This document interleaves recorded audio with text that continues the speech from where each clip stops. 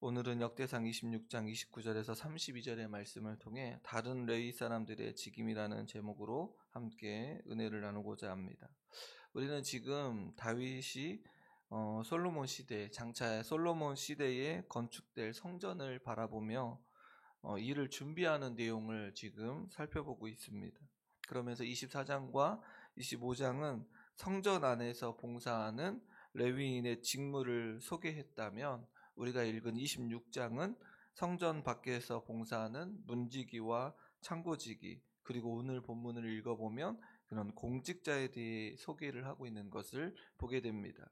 이렇듯 레위인들의 그 조직을 세세하게 기록한 것은 포로기 이후에 재건축되는 성전을 중심으로 올바른 제도를 정착시키고, 그 정착시키는 이 과정 속에서 새로 포로된 자들이 다시 돌아와 누구와의 관계를 바르게 유지하기 위한 것이냐면, 하나님과의 바른 관계를 유지하기 위하여 성전의 봉사를 위한 레위인들의 직무가 이렇게 잘 짜여진 이 다윗 시대의 레위인의 조직을 아주 상세하게 기록하면서 자신들이 맡겨서 해야 될 일들이 무엇인지를 지금 가르쳐주고 있는 것을 보게 됩니다.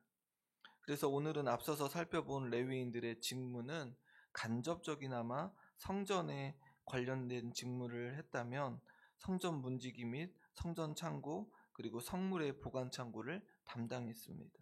오늘 본문에 소개된 레위인들, 그런 다른 레위의 사람들의 직임인 이 사람들과의 이 모습은 앞서서 이야기한 레위인과의 그 직무와는 좀 구분됩니다. 그 직무는 이스라엘 백성들 가운데서 하나님의 공의와 질서를 바로 세우는 일 중에 일이었다는 것입니다. 오늘 본문을 통해 하나님의 말씀을 따라 공동체를 세우기 위해 삶의 구석구석, 성전의 바깥에 하나님의 말씀을 구석구석 그 말씀이 스며들 수 있도록 준비하는 이 과정을 바라보게 됩니다. 그리하여 오늘 우리도 우리 공동체와 우리 자신이 하나님의 말씀으로 세워나가기 위하여 세밀하게 우리의 삶 가운데 이 말씀이 스며들도록 하기 위하여 우리가 해야 될 일들은 과연 무엇이고, 우리 공동체가 해야 될 일들이 무엇인지를 살펴보는 그런 복된 시간이 되어지기를 소원합니다.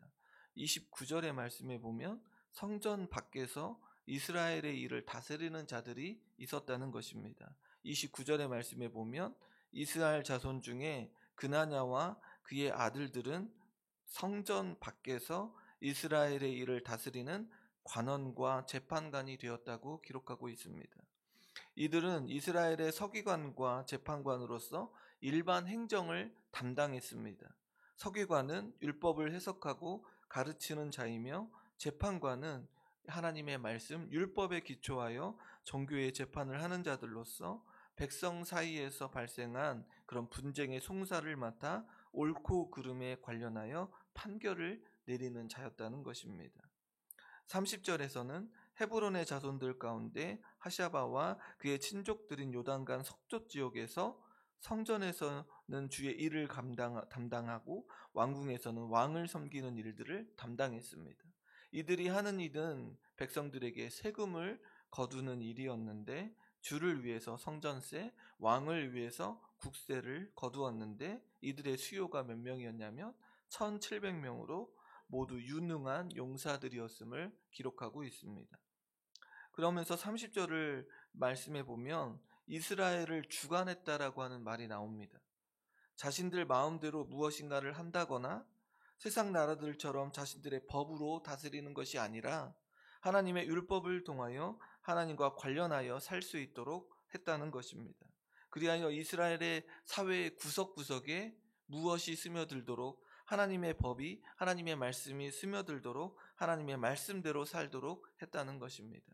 그리하여 관원과 재판장으로 삼고, 또한 이스라엘을 주관하여 그들의 삶이 누구의 중심 안에 놓여져야 하는가, 하나님의 말씀의 중심에 놓여져야 한다는 것을 가르치고 주고 있다는 것입니다.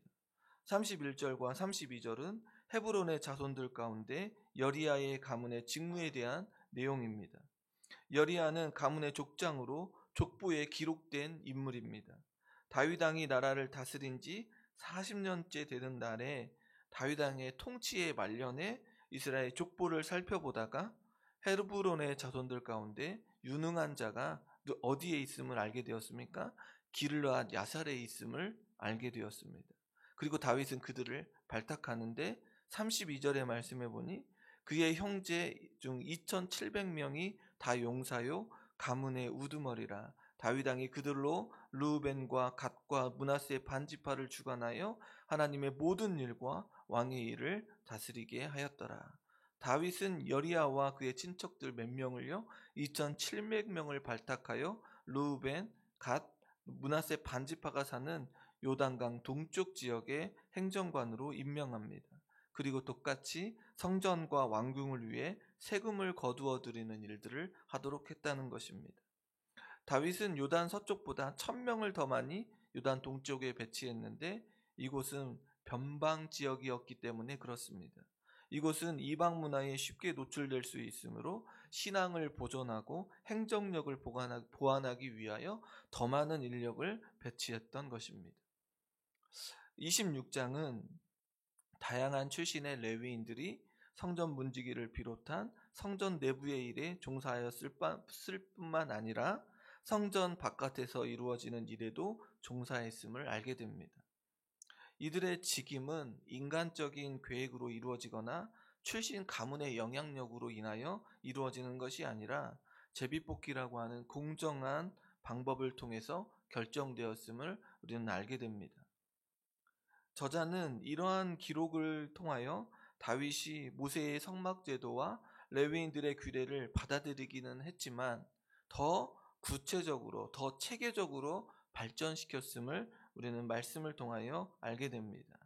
그리하여 이스라엘이 누구의 통치 아래 하나님의 통치하시는 신정국가이며 하나님의 성전을 중심으로 세워진 제사장 나라임을 보여주고 있는 것입니다. 저자는 아주 중요한 것이 무엇인가 다윗의 이러한 일들을 잘 감당했다라고 하는 것을 보여주는 것이 아니라 이스라엘 백성들이 이스라엘 나라가 하나님의 통치하시는 신정 국가이고 하나님의 성전을 중심으로 해야 한다는 제사장 나라임을 지금 보여주고 있음을 기억해야 합니다. 저자는 무엇을 강조하는 것입니까?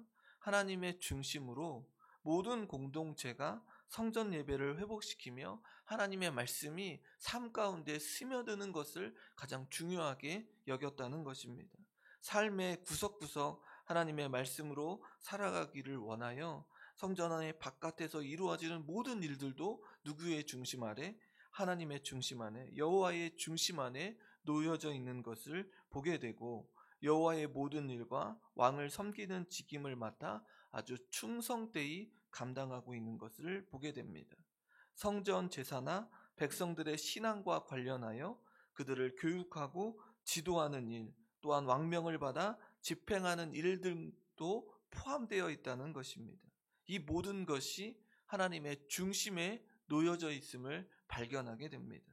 이를 통하여 바벨론 포로에서 돌아온 공동체가 해야 될 일은 너무나도 명확하다는 것입니다. 그들이 해야 될 일은 무엇입니까? 성전 회복을 회복시키는 것뿐만 아니라 삶의 중심에 그토록 삶의 중심에 흐트러져 있었던 그들이 흐트러져 버렸던 그 하나님의 말씀을 온전히 받아들여 하나님의 말씀대로 살아가는 것을 원하고 있다는 것입니다. 그들이 왜 흐트러졌습니까? 왜 포로로 잡혀갔습니까? 그의 삶에 하나님의 말씀이 중심으로 서지 않았기 때문에 그런 건 아닙니까? 그리하여 지금 하나님의 말씀이 이 공동체의 중심에 구석구석에 하나님의 말씀이 흘러나가야 한다는 것을 가르쳐주고 있다는 것입니다. 그리하여 자신들이 해야 될 일들을 누구의 시대를 통하여? 다윗의 시대를 통하여 바라보고 있다는 사실입니다. 오늘 우리가 이 다윗 시대의 이 모습을 통하여 우리 역시 우리의 삶 가운데 우리의 중심에 하나님의 말씀이 스며들고 있는지를 살펴봐야 하고 하나님의 중심 안에 놓여져 살고 있는지를 살펴봐야 한다는 것입니다. 성도님 여러분, 우리들에게도 동일하게 무엇이 가장 중요합니까? 하나님을 예배하며 나아가는 일이 그 무엇보다도 중요한 것입니다. 그리고 더 나아가 그 예배함을 통하여 우리의 삶 가운데 하나님의 말씀대로 살아가는 것, 중심 안에 그 말씀이 스며들어 그 말씀 따라 살기 위하여 몸부림을 치는 것이 너무나도 중요하다는 것입니다. 말씀이 들리면 그냥 들려진 대로 그 끝이 아니라 그 말씀을 붙들고 삶 속에서 살아나가기 위하여 몸부림을 치고 있는가, 이것이 더 중요한 것 아닙니까? 그러기 위하여 우리에게 맡겨져 있는 일들이 너무나도 중요하다는 것입니다. 우리에게 감당해야 될 이 맡겨져 있는 일들을 충성되이 감당하며 나아갈 때에 그 말씀이 우리의 삶 가운데 스며들게 되어진다는 것입니다. 하나님을 섬기는 자의 모습이 어떠한지, 그리고 그 모습을 가정과 삶과 직장에서 보여주어야 합니다. 세상보다 하나님의 말씀을 더 귀하게 여기며 하나님의 말씀을 따르는 일이 가장 우선시 되어져야 한다는 이 사실이 우리에게 맡겨져 있는 그 일이고 충성되이 감당해야 될 일임을 기억해야 합니다. 예배드리는 일을 가장 우선시 해야 합니다. 오늘 이 새벽 다시 한번 우리에게 맡겨져 있는 일들을 충성되이 감당하고 있는지, 하나님을 섬기는 일을 세상 가운데 드러내는 그 역할을 제대로 감당하고 있는지, 예배드리는 일을 가장 우선시하며 살고 있는지를 살펴보며 그 일들을 잘 감당할 수 있도록 필요한 것들을 채워달라고, 필요한 것들을 허락해달라고 기도하는 이 시간이 되어지기를 소망합니다.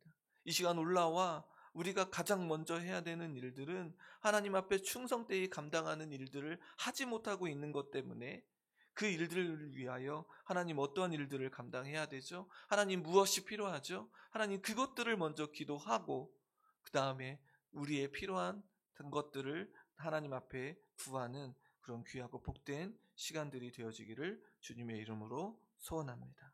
함께 기도하겠습니다.